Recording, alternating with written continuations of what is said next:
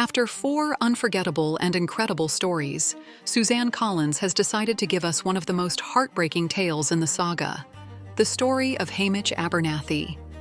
Since we already have a video on the channel about what little we knew of his life before this release, this time we've decided to tell Haymitch's full story in a concise yet complete way. From the bleak day he was reaped for the 50th Hunger Games to his final chapter in the saga. So get comfortable, grab some popcorn and a drink, and get ready to hear the story of Haymitch Abernathy. Haymitch Abernathy turns 16 on the same day as the reaping, which means he might get to sleep in a little, but there's not much to celebrate. In District 12, that day is marked by fear. 2 young people will be sent to the Hunger Games. And this year is even worse, as it's the second quarter quell, meaning the number of tributes will be doubled. Haymitch tries to get an early start to finish his chores before the ceremony and spend time with Lenore, his girlfriend. His mother, a widowed and tireless worker, reminds him he needs to fill the cistern, a tough job he promises to postpone until after the reaping, assuming neither of them is chosen. Just before sunrise, Haymitch sneaks off into the woods, where he secretly works with Hattie Meany, an older woman who distills illegal liquor.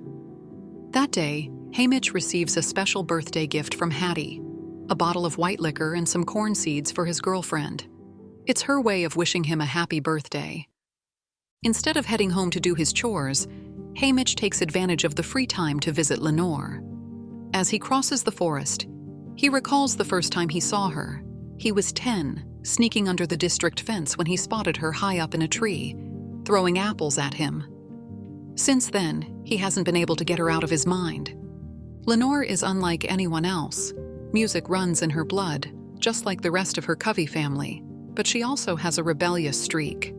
She was arrested twice by the time she was 12.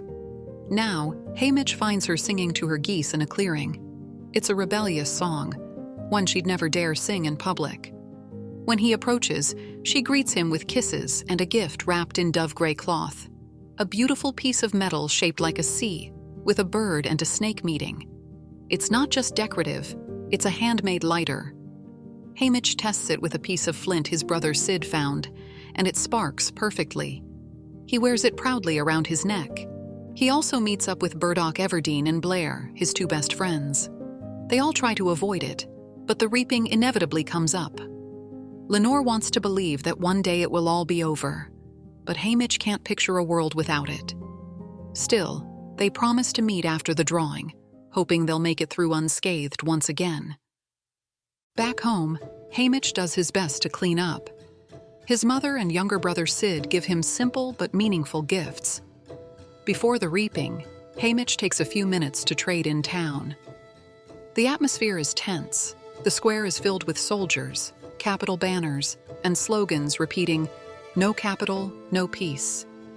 He sells the liquor Hattie gave him at the apothecary, where he runs into Aert March, a wealthy and beautiful girl from town.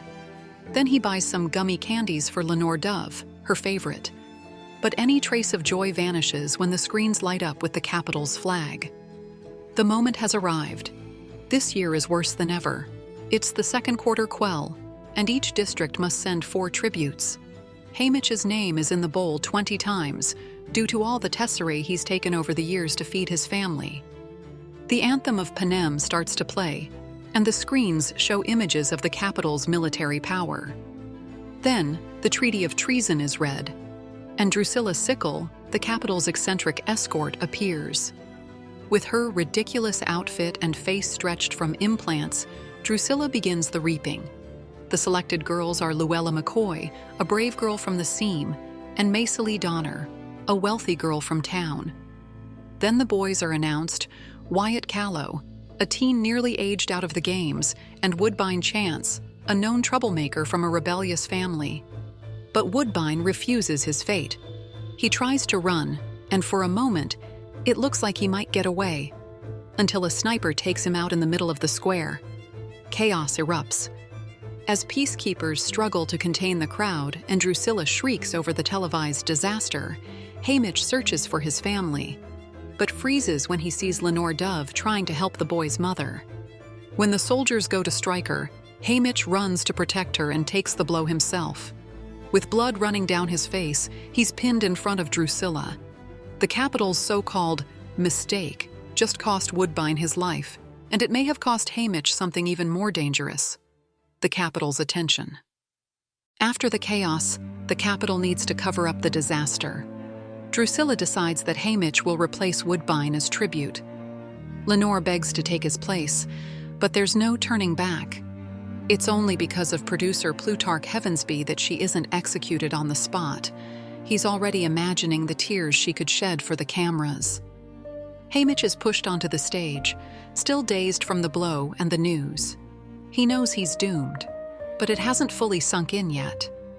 When Drusilla fakes a new drawing for the broadcast, his name is read like a death sentence. His face appears on the screen, then Lenor's. From a distance, their eyes meet, saying what they can't speak aloud. "I love you like eternal fire." After the broadcast ends, Drusilla celebrates her performance while the town is left devastated. Soldiers break up the crowd. Drusilla forbids goodbyes, claiming District 12 lost that right after the riot in the square.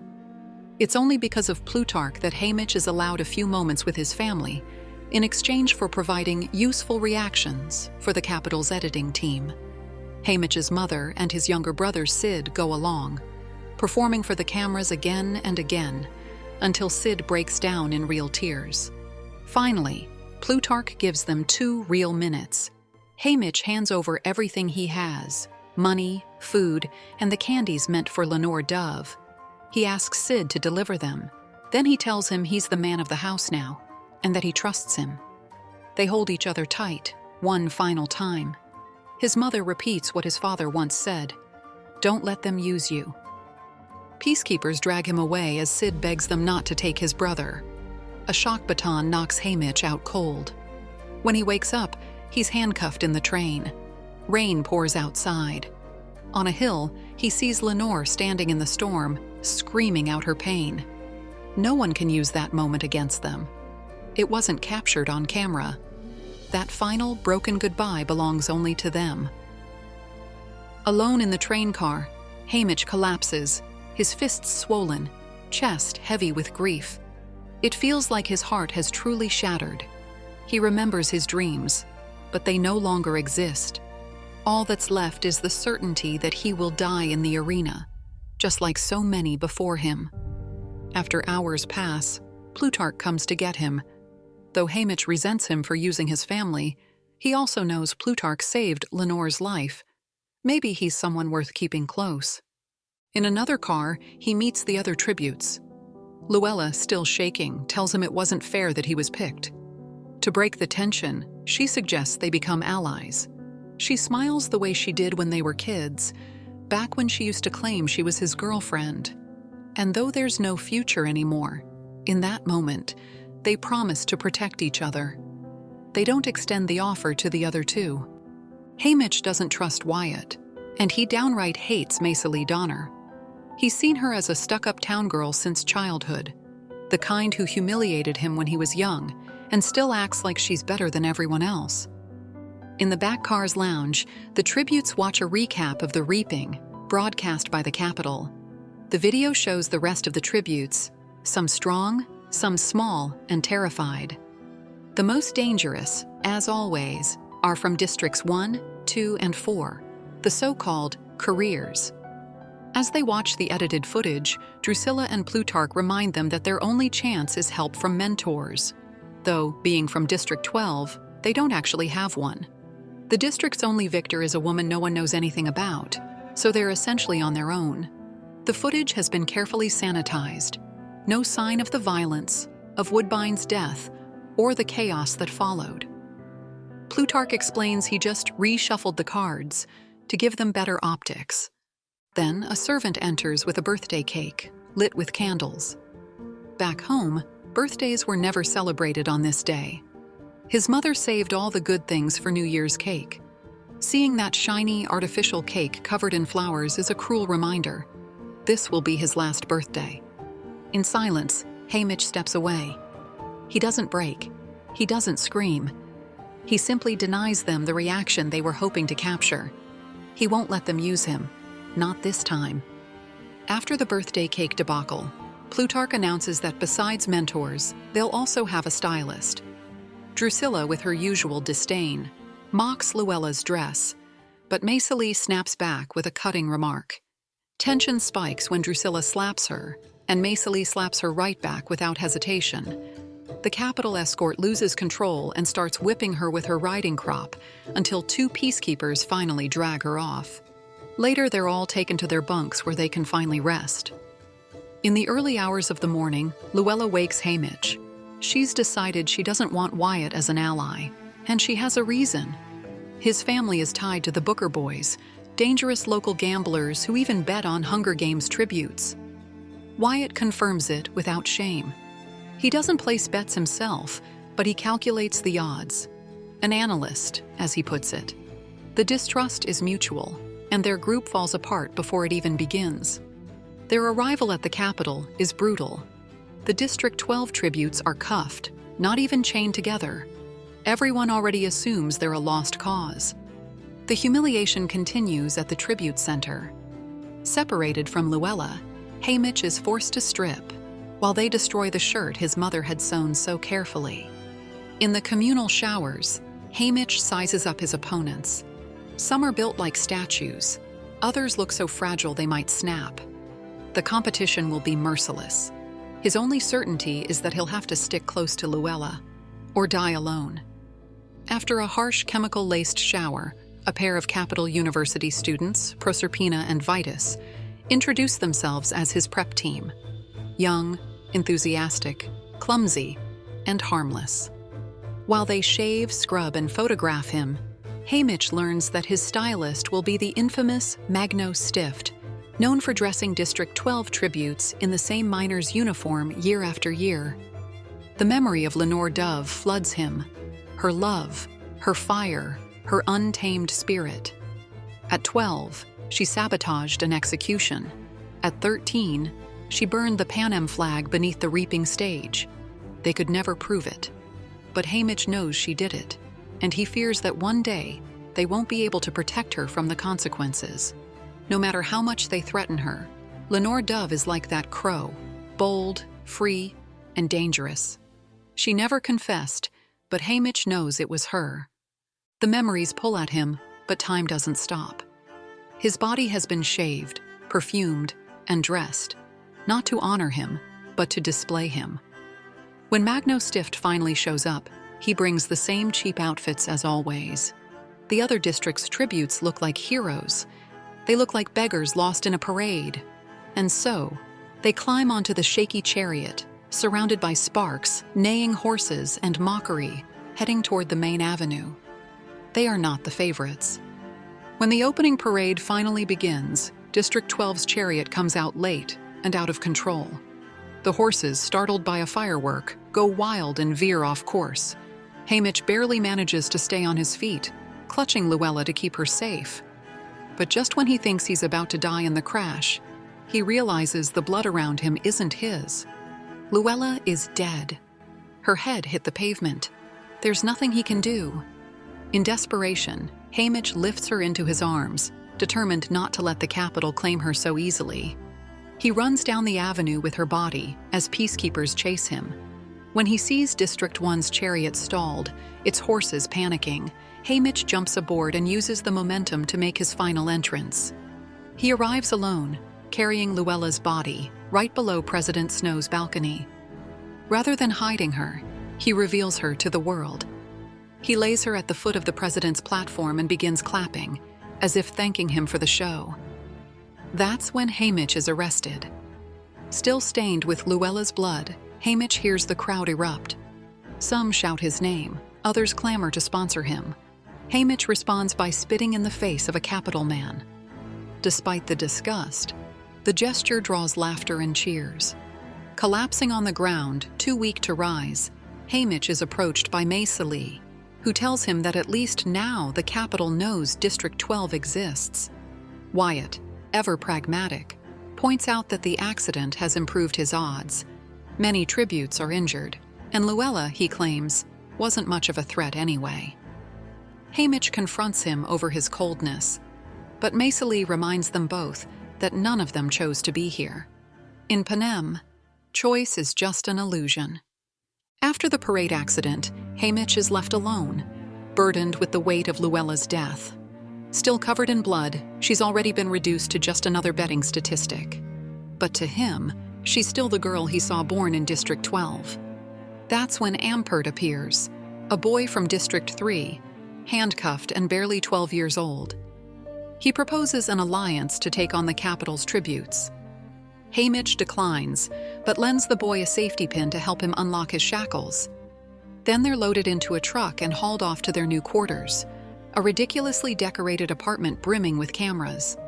There, Haymitch holds back tears as the smell of ham and bean soup fills the air, the same scent his mother would cook when someone died. That's when Wiress enters, the eccentric victor from the previous year. Haymitch remembers her tactic. She survived without fighting, hiding in a blind spot of the arena. It was brilliant, but he doubts she can teach him how to stay alive. He's about to brush her off when the second mentor appears, Mags, an older woman from District 4. Her mere presence, calm and empathetic, restores a flicker of humanity in Haymitch amid the chaos. Mags greets him with a warm, knowing hug. Finally, Haymitch allows himself to cry for Luella, not as a fallen tribute, but as the girl he promised to protect and failed to save. Mags then guides him to a hot bath that, for a moment, offers real comfort. As the water runs red, Haymitch tries to scrub away the horror. When he emerges, the smell of ham and bean soup brings him home. Mags and Wiress sit with him, not forcing conversation, just quietly offering space to heal. That night, Haymitch dreams of everything he fears: muts, hunger, weapons. He wakes up gasping, haunted by past deaths and terrified of those yet to come. The next morning, Mags tries to prepare them for training, but first she poses a crucial question. Beyond surviving, what do they really want? Wiress admits she fears dying in the dark. Wyatt doesn't want a slow death that'll fatten the bookies' pockets. Lee wants to die with dignity. And Haymitch. He doesn't want his family to watch him suffer. But more than that, he wants to leave a message, to remind everyone they are human, and that it's been 50 years of punishment. Maybe it's time the games end. Though he feels guilty for keeping his distance from Lee and Wyatt, Haymitch knows he needs them. He proposes they join Aert's alliance, which already includes District 7, 8, and possibly 11.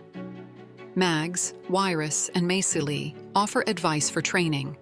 Learn to fight, prioritize water over food, and pick up any clues about the arena. Wiress even shares a mantra that helped her make it out alive.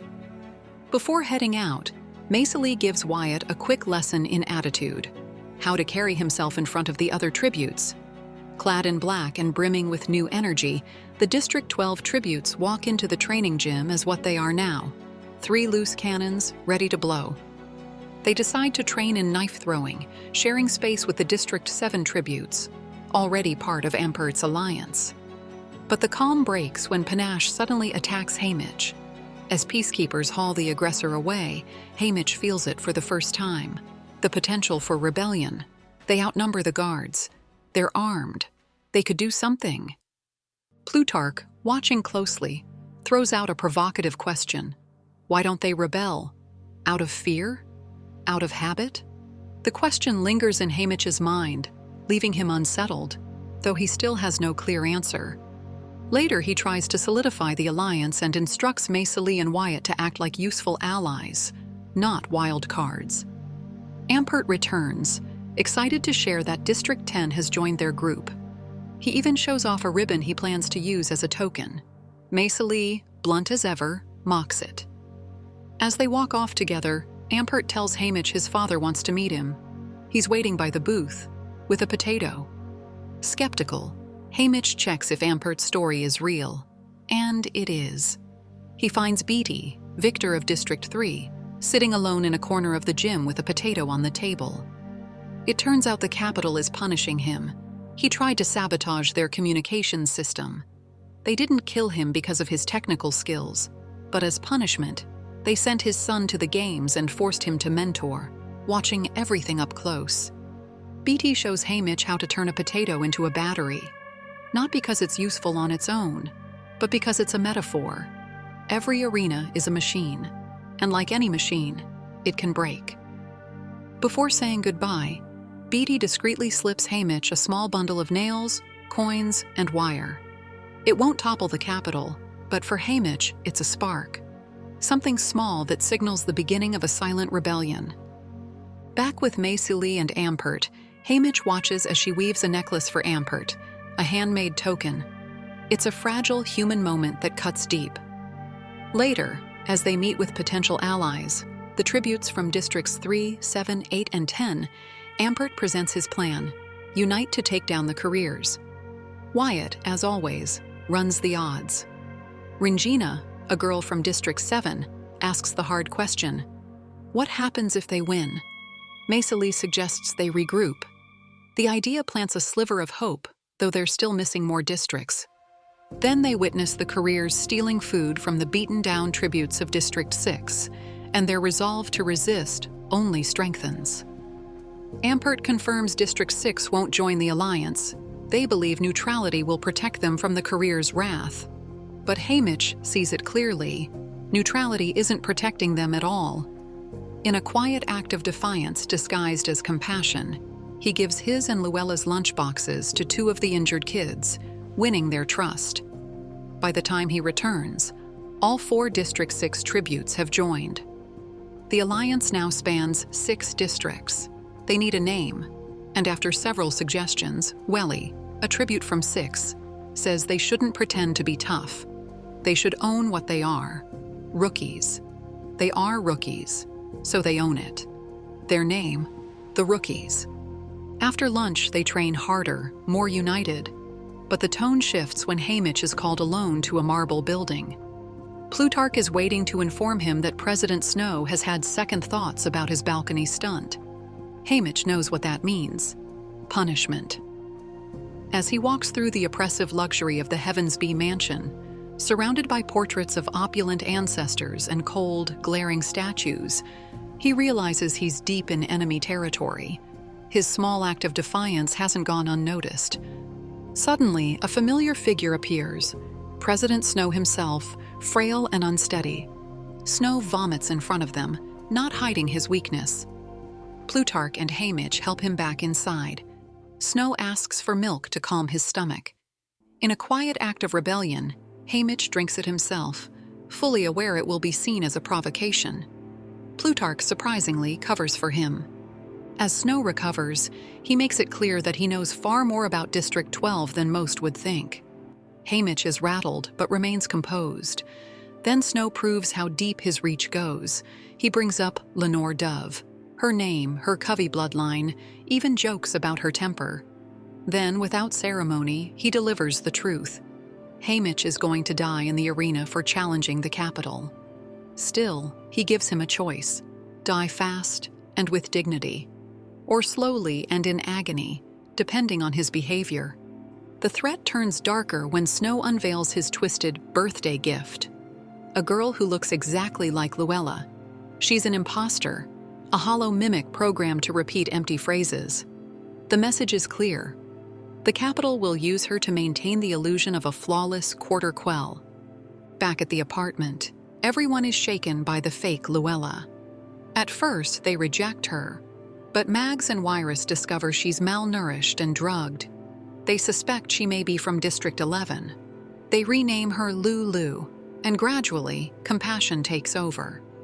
Still, the hope born from the Rookies' alliance begins to fade. Snow has reminded them that, in the end, they're all just pieces on his board. That night, as everyone sleeps, Beatty appears in the room with a potato-powered lamp and secretly leads Haymitch away. Wyrus has temporarily cut the power and surveillance. He reveals his plan. They won't sabotage the games from the surface, but from within.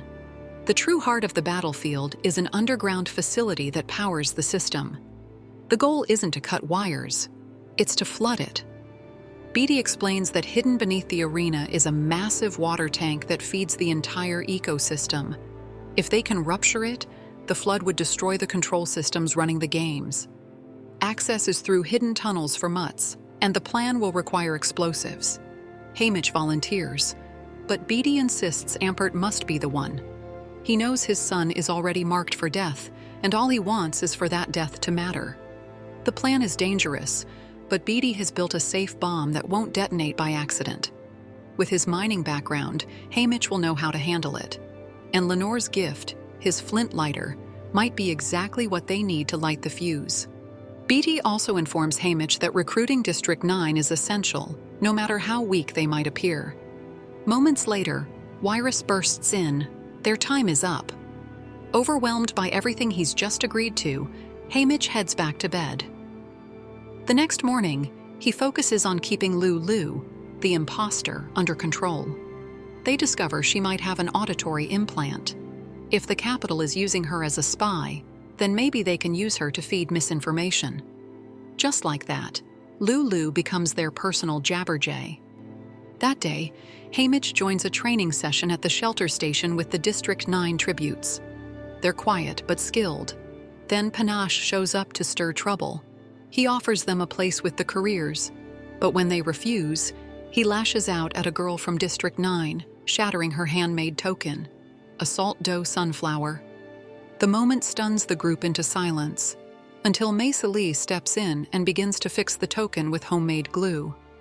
Haymitch helps and uses the opportunity to connect with the District 9 tributes. He tells them about his mother's sunflowers and a song Lenore used to sing. The girl's name is Kurna. Though they initially refuse to join the rookies, something shifts. Later, Kurna and her team sit with them at lunch. Aert also manages to bring District 11 into the fold. That makes 8 districts in alliance. The line is clear: the careers and District 5 versus the rookies. Meanwhile, Haymitch reflects on his upcoming private session with the game makers. He chooses to come off as selfish and ambitious, hoping to avoid suspicion and keep his plan to break the arena alive. He claims he was illegally reaped and, after Luella's death, has nothing to lose, so he plans to win. He mentions the alliance of 31 tributes, but his defiant attitude isn't well received. By the end of the day, he ends up with the lowest score possible, a 1, a number that makes him the butt of every joke and likely a target in the arena. During rehearsals for the interviews, Wyatt showcases his talent as a predictor. He surprises everyone by advising bets on Haymitch, arguing that his low score poses a threat to the capital, and highlighting his own ability to calculate odds. With Wyrus's support, he positions himself as the smart choice for gamblers. His argument is clear. He can predict which tributes will survive the longest, and that gives him a strategic advantage. Wellie goes next and decides to aim her fire straight at the capital's poor taste. She roasts their outfits and surgeries with sharp wit, knowing it'll make her memorable, if not popular. When it's Haymitch's turn to rehearse, he receives conflicting advice. Drusilla insists he act like a charming rogue, mischievous, but not dangerous. But everything grinds to a halt when news breaks. Magno has been found intoxicated, allegedly from licking hallucinogenic frogs. As capital stylists scramble to save their reputations, District 12's tributes receive the bare minimum: a quick rinse and a few half-hearted touch-ups. No one expects them to shine. Haymitch sums it up silently. Who would bet on us looking like this? With their stylists in crisis and no real costumes, District 12 heads toward their interviews unprepared and unsupported. But everything changes with the arrival of Effie Trinket, sister to one of the capital assistants. Dressed in her eccentric great-uncle's old clothes, somehow stylish, she manages to completely reinvent the team's look. Haymitch ends up looking like a proper rakish troublemaker. Lulu, Wellie, and Wyatt also look striking. For once, they appear to be worth watching. Effie, though naive, shows more humanity than anyone else in the capital. And Haymitch notices. He leans fully into his role as the charming rebel, planning to present himself as a young man who distills illegal booze in his district, something the capital audience might find amusing. Still, part of his mind is elsewhere. He doesn't yet know how or when the plan to destroy the arena will unfold. At the theater, as everyone waits their turn, Haymitch receives a subtle signal from Beatty, who guides him toward the snack table. In the chaos of the lounge, Beatty slips him the final instructions. Once in the arena, head north, locate a Mut tunnel entrance, and find the sub-A water tank. The goal is to blow it up using the explosives hidden in their tokens. Aert will carry the fuse, and District 9's sunflowers have been turned into disguised bombs. Magno bursts in, visibly unhinged, carrying a cage of reptiles. The distraction is perfect. Beatty slips away without drawing attention. But it's Lulu who steals the moment. She picks up a snake from Magno and wears it like an accessory. For a brief second, she looks empowered. Then the broadcast begins. Caesar Flickerman, as flamboyant and unsettling as ever, takes the stage to kick off the long-awaited interview night. As the tributes from Districts 1 and 2 prepare backstage, Caesar recounts the history of the games, leading up to a promise. This new arena will be the most impressive one yet. Silka from District 1 opens the show. She draws laughs with her appearance, but no one forgets she once sank an axe into a mannequin's chest from 15 feet away. Panache follows, flaunting his strength and arrogance, until Caesar mocks him live on air. The audience roars with laughter, and Panache becomes the butt of every joke in Panem. Suddenly, the capital's muscle-bound tributes suddenly seem less invincible. But everything changes when the rookies take the stage. Aert and the District 3 tributes present their alliance as united, strategic, and ready to rewrite history. District 4 looks caught off guard. District 5 tries to discredit them, but can't even stay coherent. Then Wellie, tiny and dressed in gauze, declares with quiet confidence that they don't need a leader, because their strength is in the group. The crowd starts to rally behind the alliance. Even in their brief interviews, the rookies shine. They list practical advantages: better sleep thanks to trust, harder to detect due to size, enough brains to survive. The audience begins to respect them, to root for them. Then it's District 12's turn. Mesa Lee delivers biting sarcasm aimed at the Capitol audience. Wyatt dazzles with betting stats. Lulu makes them laugh with her snake, until she shatters the moment. With a raw, broken voice, she starts screaming that the Capitol is going to murder them. She points at the audience, accusing them directly. The room freezes, and just as the chaos threatens to boil over, she collapses on stage. Wyatt catches her silhouette as she falls. Then, with the tension still hanging thick, Caesar introduces the final tribute of the night. Haymitch walks on stage with the swagger of an outlaw. And when he speaks, no one expects what comes out of his mouth, that it doesn't matter how many competitors there are if the dumbest ones are still the same. The crowd laughs. Then he grins sideways and makes it clear who he's talking about: the careers. With the reckless confidence of someone with nothing left to lose, he mocks Panache, the game makers, even the peacekeepers who buy his moonshine. Every line gets laughs, every gesture wins them over. He plays the charming scoundrel to perfection, and the Capitol eats it up. Even Caesar sends him off with a laugh. Backstage, Wyrus meets him with the best words he's heard all night: "You have sponsors." On the way back to their apartment, Plutarch shows up with a convenient excuse to take them to his mansion. A last-minute photo shoot to impress the sponsors. But Haymitch senses something more. Once they arrive, amid cameras and powder, Plutarch pulls him aside and hands him a phone. Haymitch braces for the voice of President Snow, a threat, a warning. But what he hears isn't rage or cruelty. It's love. It's Lenore Dove, crying, alive. On the other end of the line, for a few seconds, the voice on the phone takes him back to the mountains, to that place where he once held Lenore Dove beneath rainbows and the scent of honeysuckle. But reality slams back hard. Lenore is imprisoned. She was arrested for singing banned songs outside the Justice Building. Not for rebellion, out of love, out of grief at the thought of him dying in the games. She tells him they'll release her the next day. Through desperate words and tears, they promise to find each other again. Here or in whatever comes after.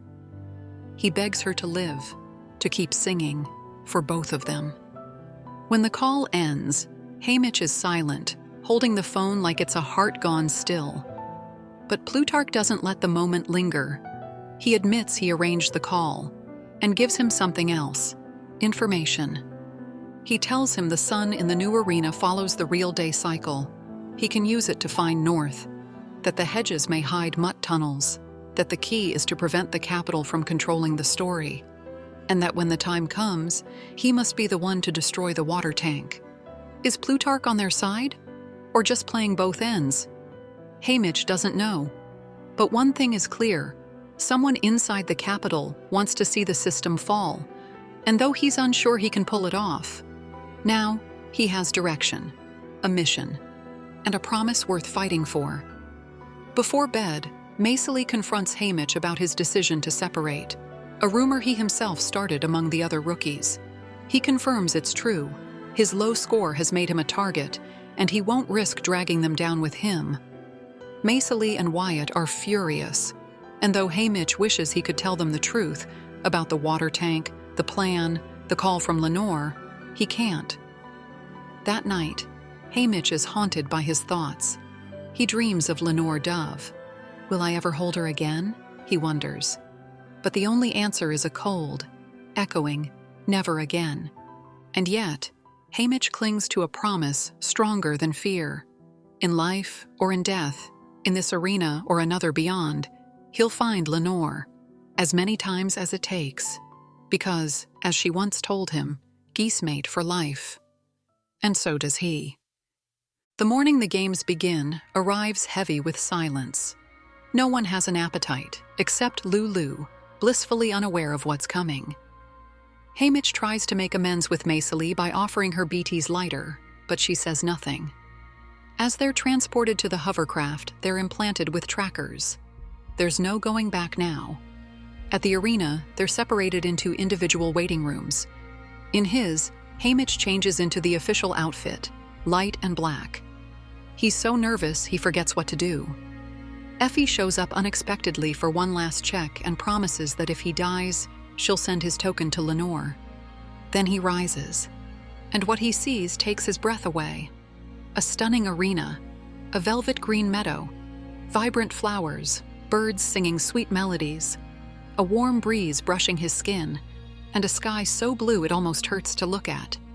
It smells like spring, like life itself, but it's too perfect, too beautiful to be real, too false. Because in the Hunger Games, beauty is just another carefully laid trap. The 50th Quarter Quell Arena is designed as the perfect snare, a paradise so comforting it dulls your instincts and numbs your survival drive. From the start, Haymitch senses something's off. All the tributes appear frozen, hypnotized by the arena's artificial beauty, stroking flowers, listening to birds, dazed by the intoxicating scent. Haymitch is no exception. Trapped in the haze, he crouches to pet a small gray rabbit nibbling the grass near his foot, but the rabbit suddenly bolts, and the jolt snaps him out of it. He remembers Wyrus's warnings and trusts Plutarch's note about the sun's position. He focuses on his mission, survival. While everyone's distracted, he lunges for a backpack, grabs some gear, and bolts north into the woods. Once far enough to feel relatively safe, he checks his pack and takes inventory: a mesh hammock, binoculars, 2 gallons of water, 12 apples, 12 boiled eggs, 6 large potatoes, and a hefty bag of coin-sized activated charcoal tablets. Something doesn't add up. Why is the bag so well stocked when the trees are heavy with fruit, the river's crystal clear, and animals roam freely? Thirsty, he samples the river water. It tastes metallic, but nothing alarming. A rabbit drinks from the same spot and dies moments later, poisoned. That's when it hits him. Everything edible is poisoned. This paradise is poisoned. For a moment, he thinks he's going to die right then and there, alone and miserable. But a memory of his grandmother sparks an idea. The charcoal tablets, seemingly useless, might act as an improvised antidote. He chews them in desperation, then vomits violently. Afterward, he starts to feel better, though not fully. Weakened by the poisoning, he hides inside a tangled hedge. That night, the sky displays the faces of 20 fallen tributes. Most are rookies, including Wyatt. The sight hits Haymitch like a hammer, crushing him with guilt and fury for walking away from them, for leaving them defenseless. The next morning, still recovering, Haymitch is startled to see Lulu pushing through the underbrush, caked in dirt and blood. She's survived without supplies and somehow found him. "Find Haymitch," she repeats, touching her damaged ear. Are the game makers controlling her? Why did they send her? Though he doesn't trust it, Haymitch feeds her and realizes that protecting her will be one more burden, at least until the water tank is destroyed. After giving her water and cleaning her face, he tells a small lie to keep her calm. They're going to find her snake. Lulu's face lights up instantly, and together they head north again. Haymitch has 2 goals now: prove he can start a fire with the flint lighter and find a hedge that leads into the underground tunnels. While Lulu is distracted with an apple, Haymitch quietly slips away to collect shiny stones from the bed of a poisoned stream. Once the rocks are clean and dry, he strikes them one by one against the flint lighter. Nothing until the last one. A spark. He's found the right stone. As they continue, Lulu still believes they're searching for her snake. But Haymitch has another goal in mind: locating a Mut portal. And he does. But just as his focus drifts, Lulu lets out a cry of joy and runs toward a hedge covered in red flowers. She dives into them without hesitation, rubbing them against her hands and face. Haymitch recognizes the plant, bee balm, a common medicinal flower in District 12. To Lulu, its scent must be a memory of home. Then her breathing changes, ragged, wheezing. She starts to cough, choking. Her skin is coated in a yellow pollen. Haymitch tries to soothe her, to wipe her clean, but blood begins pouring from her eyes, nose, and mouth. Lulu collapses in his arms. There's nothing he can do, only watch, helpless. The moment mirrors Luella's death, the girl he couldn't save before. Desperate, he begs the game makers to end her suffering. At last, he takes control and rips the tracker from under her shirt. The cannon fires. Lulu is dead. Haymitch won't let her go. He lifts her body and slips into the thickest part of the forest, dodging the hovercraft's mechanical arm. But his resistance triggers a swift response. A swarm of electric blue butterflies, stunning but lethal. They strike with shocks. Haymitch runs, nearly spent, until he collapses beside a gas flower. In a desperate move, he sets the plant ablaze with the flint, causing an explosion of fire that drives the Muts away. Uninjured but drained, Haymitch has done it. He's made fire and located a hedge. He climbs into a tree, eats what's left of his rations, and spends the night there. At dawn, he receives his first sponsor gift: bread, cheese, and grape juice. A feast, but more importantly, a sign. The audience is starting to bet on him. He worries how the districts see him now, after leaving the rookies behind. Maybe trying to save Lulu redeemed him a little. He still doesn't believe he'll ever make it home. But maybe, just maybe, his brother Sid won't have to be ashamed of him forever. Now, near the hedge he believes hides a tunnel entrance, Haymitch decides to wait for Aert, who should be arriving with the explosive and the fuse. Hours pass. Impatient, he climbs high into a tree to scout the arena, the meadows, the forest, the snowy peak, and a blue blur near the cornucopia. It's Aert. Haymitch descends and runs toward him, marking trees as he goes to track his path. Through the binoculars, he sees Aert's face, pale and hollowed by grief. He's carrying 2 sunflowers, one stained with blood. Still, he's on a mission. The rookies have sent him to find Haymitch. To keep up appearances, Haymitch acts like he distanced himself for strategy, then offers food in exchange for information. Aert tells him everything: how the others died, how Panache and the careers slaughtered them in the mountains, how Wyatt died defending Lulu. He also reveals that some tributes survived the poison thanks to an antidote syrup, while Haymitch barely made it with charcoal tablets. There's no word on Maiseli, but they hope she's still alive. Exhausted, Aert asks to rest. Haymitch sets up the hammock and, while Aert sleeps, gathers kindling for the fire they'll need that night. He knows that if everything goes according to plan, he probably won't make it out alive, but it's the only way out. As night falls, Haymitch lights the fire and wakes Aert to share a modest dinner. Over dinner, they realize their uniforms are somewhat fire-resistant, either a gift or a sign of something far worse. To maintain their cover, Aert removes his token and pretends to use it for a rabbit trap. In truth, he's assembling the components for the blast. Then he hands Haymitch one of the blood-streaked sunflowers from District 9. As dusk deepens, Aert admits he fears the dark. Haymitch offers to take the first watch. At midnight, he wakes Aert, and the operation begins. Using a spear, they pry open the hedge and descend a metal staircase. Deep below, Haymitch finds the massive water tank, cold and still. He plants the explosive beneath a marked symbol. Then, he lights the fuse and runs. But the capital was ready. Before he can escape, a swarm of mutt bats descends, massive things, with translucent wings and razor claws. Aert throws him a torch from above, and Haymitch uses it to fend them off as he scrambles to climb out. As the fuse burns down, Haymitch ties himself to the metal ladder with his belt and braces. The explosion throws him into a flood of freezing water. He nearly loses consciousness, but manages to break free and keep climbing. Just before blacking out, his face bursts through the surface. Gasping, he breathes again. He's alive. For now. Thankfully, the tank's water doesn't seem poisoned, cleansing his wounds without any side effects. But there's no sign of Aert.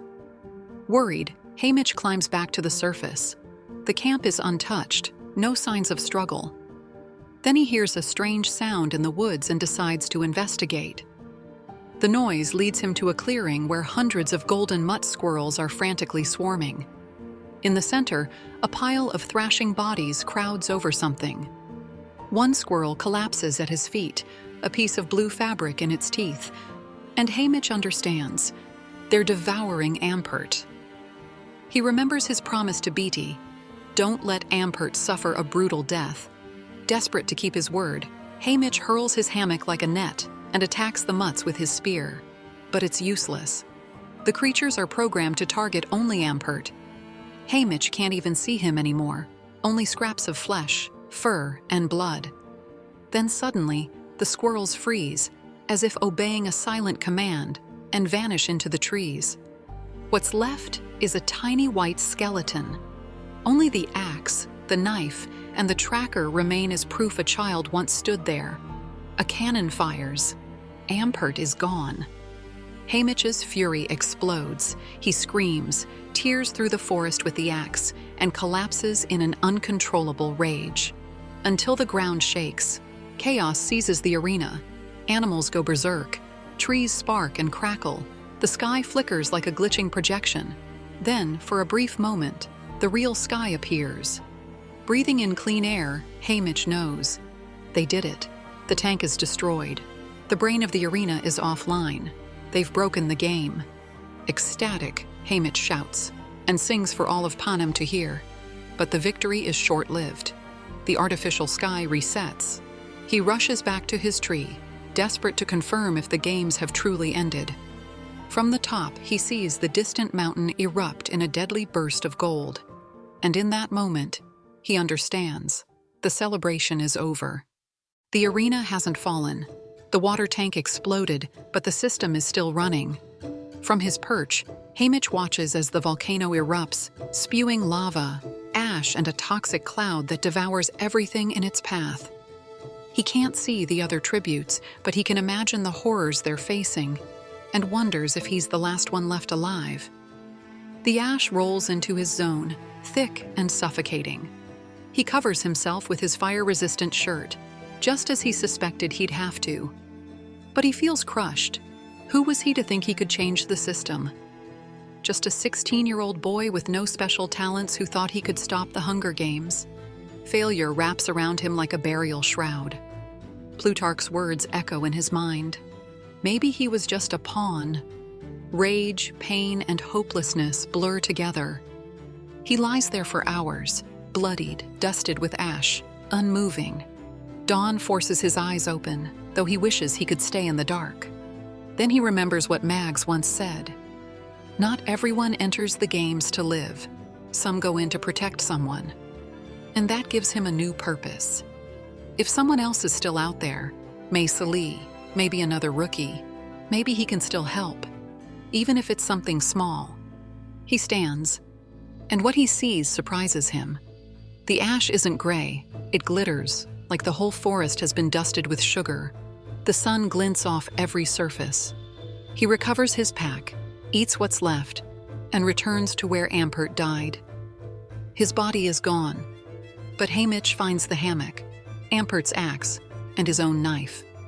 Though the attack on the tank caused major damage, the arena is still active.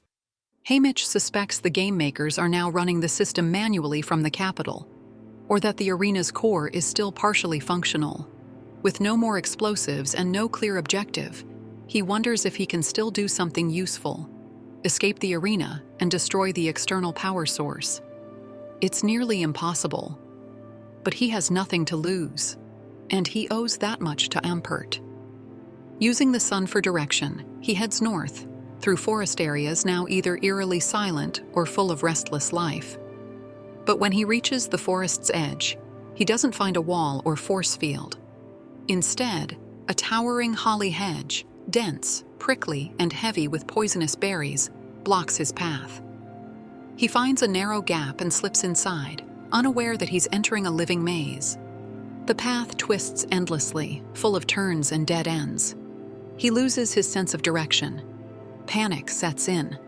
The claustrophobia closes around him until, exhausted, he collapses to the ground. Then, a gray rabbit appears. Maybe the same one he once shared an apple with days ago. Haymitch decides to follow it, and the animal leads him out of the maze. But just as he steps free, he's ambushed by the District 4 tributes and panache.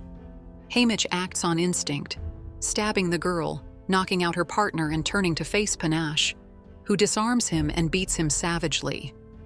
Just as the final blow is coming, Haymitch tries to talk fast, appealing to Panache's image, his sponsors, his audience, but it doesn't work.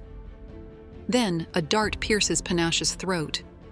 Lee steps out of the woods, calm and resolute, holding her improvised necklace like a weapon. "We'd live longer if we were two," she says. And Haymitch, gasping, accepts the alliance. Though the violence was in self-defense, killing 2 tributes has left its mark. Before they leave, they take what they can from the careers: backpacks, medicine, a torch, food, enough to survive a little longer. Then they walk away from the bodies. The arena feels quieter, emptier. Lee treats Haymitch's wounds with surprising skill. She's not the pampered girl from town anymore. She's a hardened fighter, marked by scars and burns. They learn the lava was actually chemical gel that burned through clothing when it seeped in. They share what little they have: potatoes, dried meat, and olives. As a thank you, Haymitch gives her the last cup of grape juice. That night, they listen to the anthem and the toll. 11 more dead, including Panache, Aert, and all of District 3. Only 10 remain. 2 careers, 8 rookies. Among them, Lee and Haymitch. This time, not just allies, but chosen family. Like siblings, they spend the night protecting each other, but Haymitch's plan still burns in the back of his mind. He must reach the generator. Lee suspects something. She senses he's hiding something again. But for now, she follows. First, though, she insists they retrieve more supplies from the careers. After a few hours' walk, they reach the hedge, but Lee warns that something about it feels wrong. But Haymitch doesn't hesitate. They have to push through. On the count of 3, they plunge their blades into the thick foliage. But as soon as they cut the first branches, the hedge's berries burst into swarms of crimson ladybugs. At first they seem harmless, until the biting begins. They swell like acorns and explode, soaking their arms in blood. Maiseli's screams vanish into the trees as Haymitch stumbles out of the hedge, his body crawling with mutated ladybugs clinging like leeches.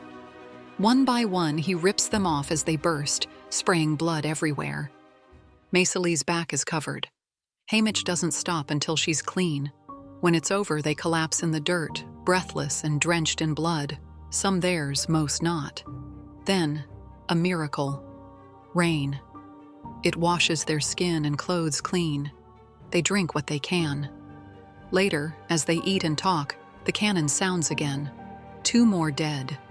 Out of food, they decide to return to the cornucopia. But on the way, Maiseli hears something.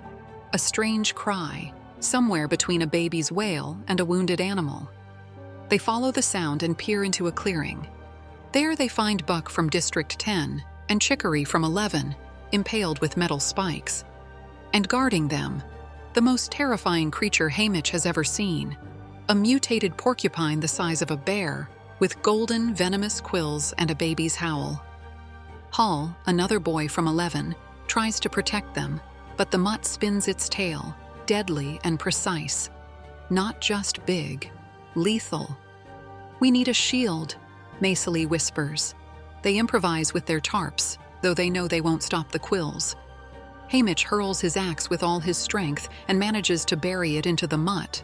But instead of fleeing, the creature starts to shake violently and fires a burst of quills in every direction. Some pierce through the tarp, and one leaves Haymitch with a bloody gash across his nose. They take cover again as the mutt unleashes another round of quills. Haymitch suggests trying to calm the mutt instead of fighting it, and Maiseli decides to go along with his plan. They use the olives as a distraction, and surprisingly, it works. The mutt wanders off, eating them, while Maiseli runs to Hull to give him the antidote. Buck and Chicory are already dead, but Hull is still breathing. Maiseli tries to get him to swallow the syrup while Haymitch pulls out the quills. They fight for his life, but in the end, another cannon sounds. Hull is gone. After recovering the bodies, both come to a hard truth. One of them must win the games, not for capital glory, but to destroy the games from the inside, to ruin the capital's narrative. Haymitch swears he'll try to keep Maiseli alive. They hook pinkies, sealing the promise. They gather supplies from the fallen and decide to postpone the trip to the cornucopia until morning. They eat, and as Haymitch tries to sleep, Maiseli softly sings a childhood lullaby. The melody stirs something in him. Memories align. Ladybugs, fire, fear, the flint, or better yet, the blowtorch. And in that moment, he knows exactly how they'll break through the maze. It's the 6th day in the arena, and to Haymitch's surprise, he wakes to a capital-style breakfast. Cornbread, buttermilk, and peaches, all arranged with care by Maiseli, who received a sponsor package. She's laid it out on a tarp, napkins folded into flowers, a tiny ornament in the wine glass. To Haymitch, the message is crystal clear. It's another poster, their name for any rebellious gesture that reminds the capital that tributes are human, not beasts. Haymitch is focused now. He's going back to the hedge maze to burn through it with the blowtorch. If he can destroy the vines, he might reach the generator that powers the arena. But he needs Maiseli to come along without tipping off the game makers. He proposes pretending they're searching for Wellie, the last rookie unaccounted for. Maiseli is suspicious and confronts him. Finally, he claims he wants to use the mutated ladybugs as weapons. She agrees, as long as it makes a good poster. On the way, they hear a high-pitched whine from the west and suspect another mutt. Before they can decide what to do, they're ambushed by the last 2 careers, Silka and Marit. They flee toward the sound, hoping the new mutt will intercept them, and instead stumble into a surreal scene. 3 young game makers working on a hedge of poppies, scrubbing some strange glowing slime. One of them is holding a mop. The shock is mutual. Moments later, Silka and Marit charge in. Marit hurls her trident at one of the game makers. Lee downs another with a dart. The third stumbles into a hatch and dies on impact with the concrete below. Chaos erupts. A hovercraft drops gas bombs and dirt charges, forcing everyone to scatter. Haymitch drags Lee out of the haze and flushes her eyes with water. But she's furious. Not about the gas, not about the escape. She's furious that in the decisive moment, Haymitch froze. He had the chance to strike at the game makers, and did nothing. She calls him a coward, a traitor. He doesn't argue. He agrees. No excuse, just silence, waiting for her anger to cool. When she finally speaks again, it's to ask, "Did you hesitate because you didn't want to ruin your precious poster?" He shakes his head. "It wasn't that," he admits. "It's conditioning. I've been trained to let them step on me." And that softens her. Soon after, they reach the hedge again. This time, they're armed with improvised torches. They slice into the foliage thick with mutated ladybugs. The fire makes them burst like kernels of popcorn. As they burn through, they sing the lullaby Lee had turned into their resistance anthem. The flames carve a path to the other side, an overlook to a canyon where the arena's generator hums below, encased in a field of force. Haymitch decides to stay.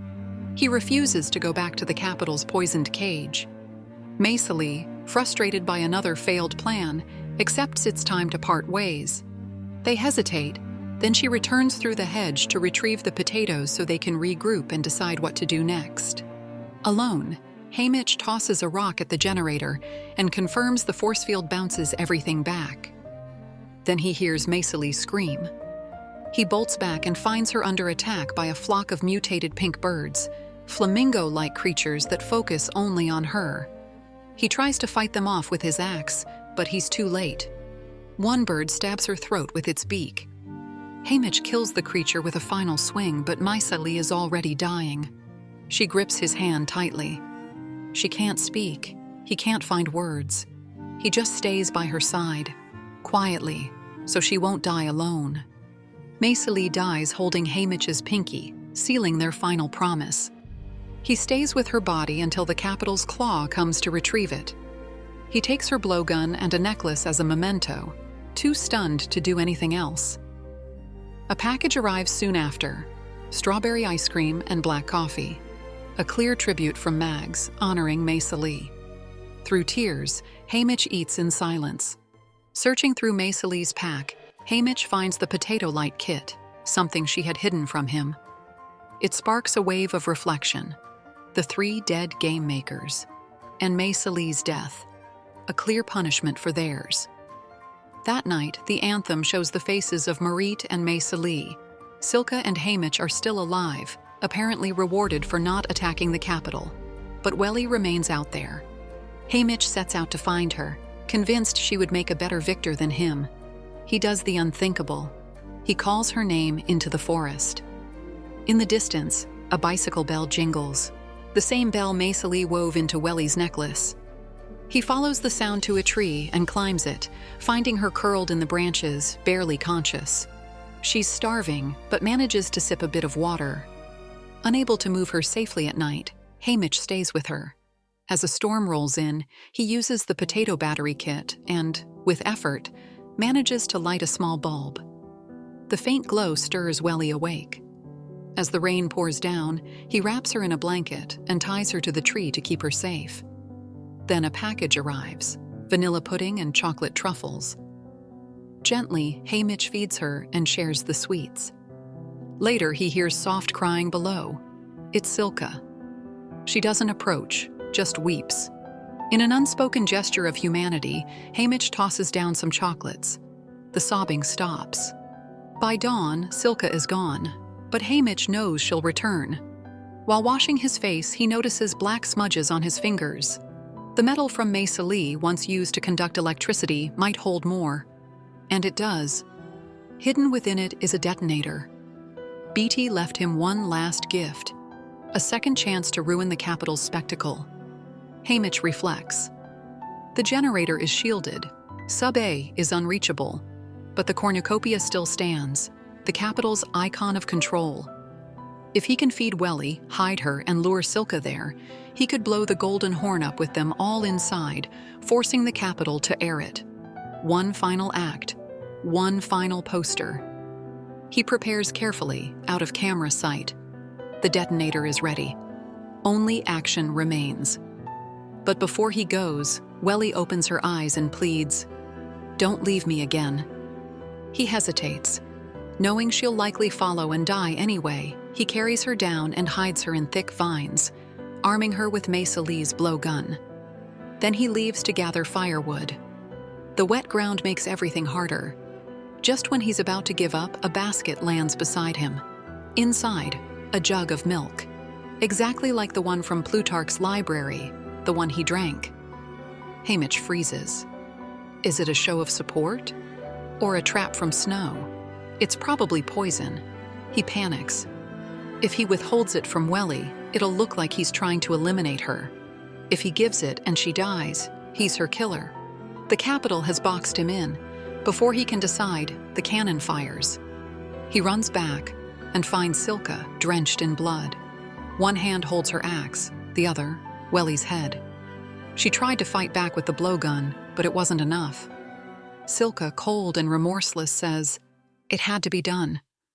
Devastated, Haymitch swears neither of them will leave the arena alive. They fight with axes in a savage duel.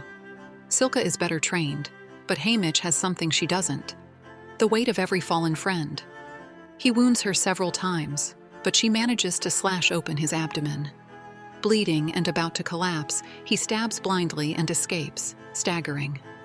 He reaches the holly hedge, the place where it all began.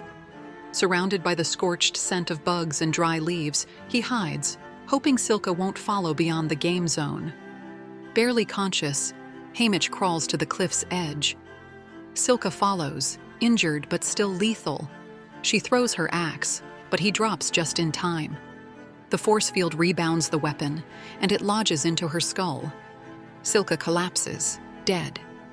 Still bleeding, Haymitch gathers the last of the explosives. He loads the sunflower, primes the detonator, lights the fuse, and tosses it into the abyss, his final act of rebellion. A poster the capital will never erase, but he doesn't die. He wakes up strapped to a metal gurney in a cold room, tubes running through him. He thinks he's dead, until he sees a Vox's behind glass, pleading. Around his neck hangs Lenor's gift. Someone put it back on him. He's in a lab. He watches a rabbit, his guide from the arena, devoured by a snake. And the horror continues. Drugs, mutations, isolation. Time dissolves. He wakes up again in his capital apartment, free of restraints. But he's not the same. A bomb like Lulu's is now embedded in his chest. His body bears scars, and though the gash on his abdomen has closed, it's marked him forever. He dresses in the same pajamas he wore before the games. Haymitch Abernathy has survived, but he's lost everything: his allies, his cause, his humanity. The rebellion didn't succeed, but he did something the capital can't erase. He showed the nation that a tribute could defy the game to the bitter end. For days, he relives the arena's horrors, consumed by guilt and emptiness. The capital plays reruns of past games on every screen, each more brutal than the last. One night, he's startled awake by a song, a covey girl singing of death and loneliness. The audience applauds. It seems to be from decades ago, but Haymitch recognizes her. A forgotten victor of the 10th Hunger Games, perhaps. He suspects she once loved a boy with curls, a young Coriolanus Snow. Remembering what Snow hinted at in the library about Lenore Dove, Haymitch sees the connection. Snow knew the Covey girl, and now, by surviving, Haymitch may have doomed the woman he loves. In despair, he shatters the apartment's windows, desperate to escape. Capital agents pin him down. His prep team looks on, horrified. He's gaunt, wounded, barely human. Effie, all forced cheer and painted smiles, holds a white rose. It's time to pretend. To stand before Panem not as a rebel, but as the new victor. Haymitch Abernathy survived the Hunger Games. But what comes next may be worse. There will be no execution. Not yet. Cleaned up and dressed in a garish new outfit, Haymitch is brought to the stage for his victory ceremony. Chained and alone, he watches in horror as Mags and Wyrus are dragged in, visibly tortured. What happened to his family? Are they even alive? As the platform rises, he braces for rejection, but is met with a standing ovation. Panem cheers. Which can only mean one thing: the Capitol has won. The crowd demands to see his scar. Haymitch complies, bearing it like it's part of the performance. Then, the official recap begins. It's all edited: the parade, the interview, the reaping, the arena. Lulu, Wyatt, and Macy Lee are barely shown. The rookies are painted as disorganized. Haymitch is portrayed as a heartless loudmouth. No alliances, no defiance.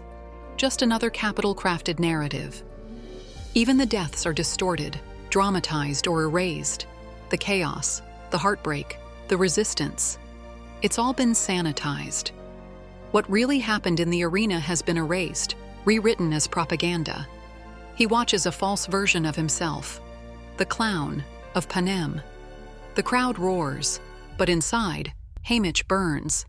The Capitol didn't just steal his soul, it rewrote his truth. And the worst is still to come. On stage, Haymitch receives more cheers.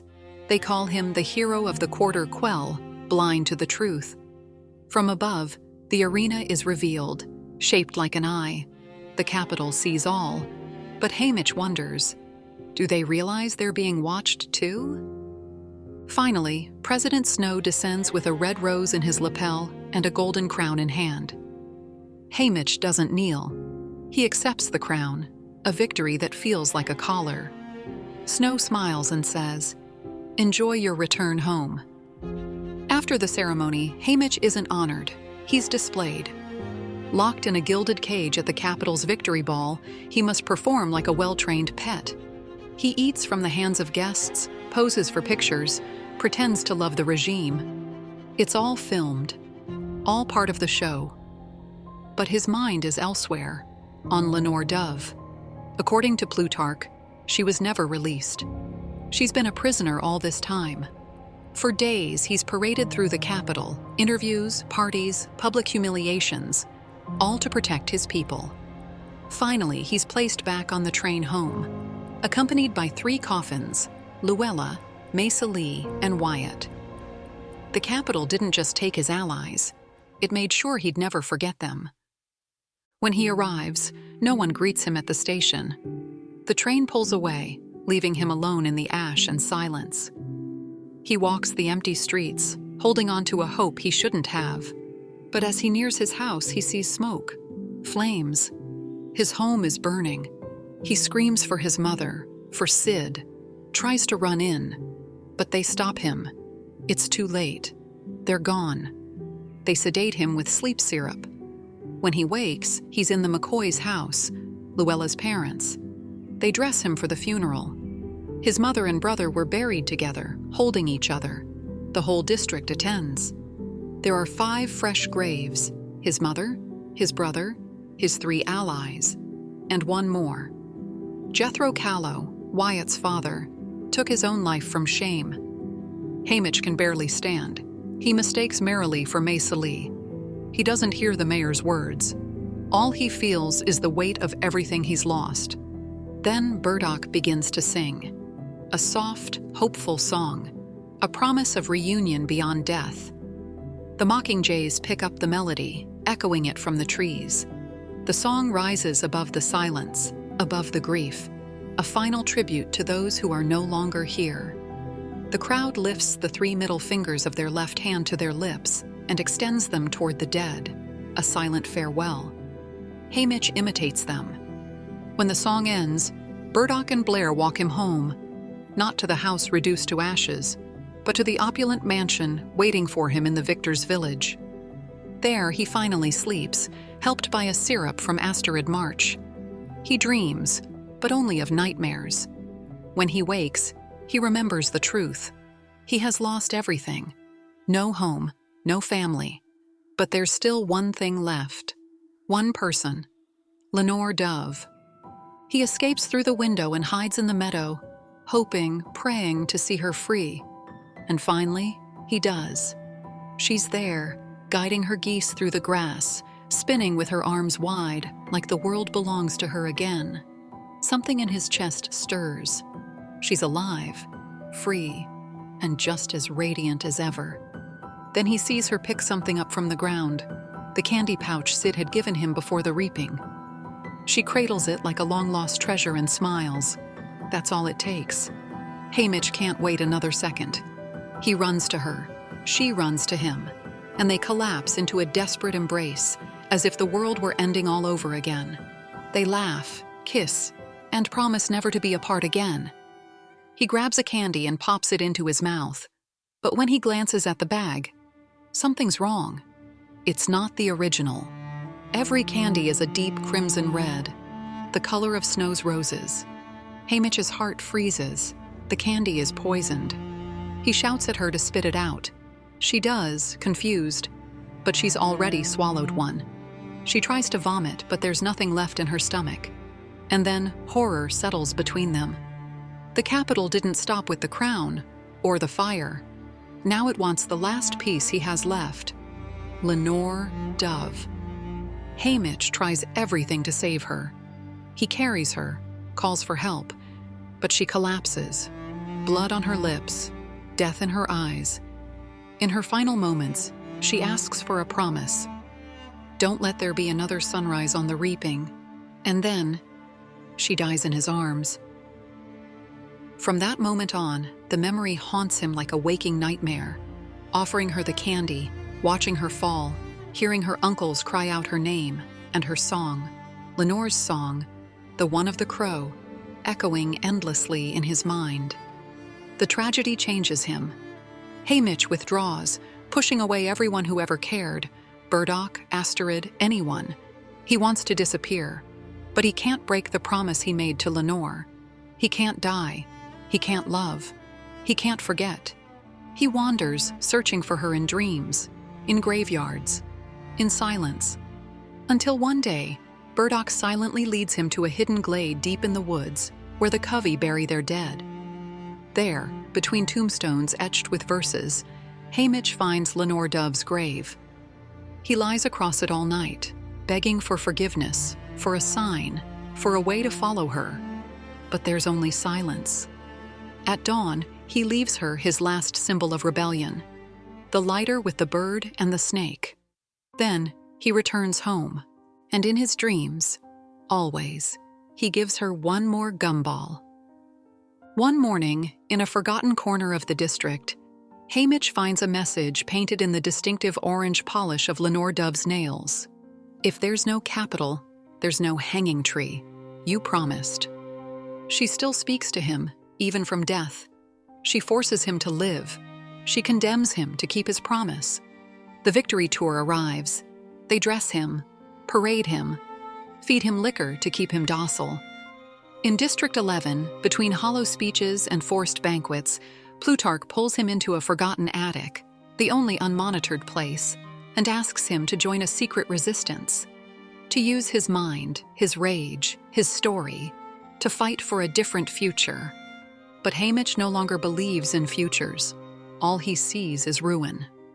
"Where's the army?" he asks with bitter sarcasm. "If we don't find one," Plutarch replies, "we'll have to build it." Haymitch returns home after the tour, without saying another word to Plutarch. He's seen the districts. He's looked into the eyes of the families of the dead. He's walked through the capital. He's come home to District 12. Nothing changes, nothing heals. At their last meeting, Plutarch tries to encourage him. If you have nothing left to lose, you're in a position of power. But Haymitch snaps back, reminds him he's complicit too. 49 children died to create the propaganda Plutarch edited, glossed over, televised. There are no heroes in this story. Back in his house, Haymitch becomes a ghost. He locks himself away, disconnects, tries to forget the faces he once loved. No memories kept, no plans made, no words spoken, except to those who sell him liquor. He lives with the television on at all hours, pretending he's still looking for a way to stop the next reaping, lying even to the dead. Every year, on his birthday, he receives a poisoned gift, a pair of tributes, a boy and a girl. But the future is sealed. Another reaping, another sunrise. And when it happens, he hears the voice that always wakes him, just like the first time, when everything still seemed possible. Happy birthday, Haymitch. Lenore Dove no longer haunts him in nightmares. Now he sees her as she is, serene, older, her hair kissed by time, her gaze full of peace and forgiveness, as if she had lived beside him all these years, not beneath the ground. Haymitch kept his promise, or at least helped ensure the sun would never rise on another reaping, but Lenore tells him he still can't come with her. He has to take care of his family. The first time he saw Katniss, she was just a baby in Burdoc's arms. After Burdoc's death, the girl would wander to the market alone, braided, fearless, reminding him of Luella. He tried not to get attached, tried not to care about her or Peeta, but there's no wall strong enough for a heart that's known love. Lenore Dove was right. After the war, he didn't want to be part of the Book of the Fallen. Why reopen the wound? But one mention of Burdock led to Sid, to Mace Lee, to Luella, and finally, to Lenore. Their love story was finally told. Days later, Katniss brought him a basket of goose eggs, not to eat, but to raise. Peeta rigged an incubator, and when the eggs hatched, Haymitch was the first thing the goslings saw. Sometimes they graze nearby, but on beautiful days they can be found in the meadow. Where Lenore is happy, so is he. Like geese, they've bonded for life. He knows his end is near, his body is worn out, but he no longer drinks to forget, only out of habit. When his time comes, he won't be afraid. Because the capital can't take from him what matters most anymore.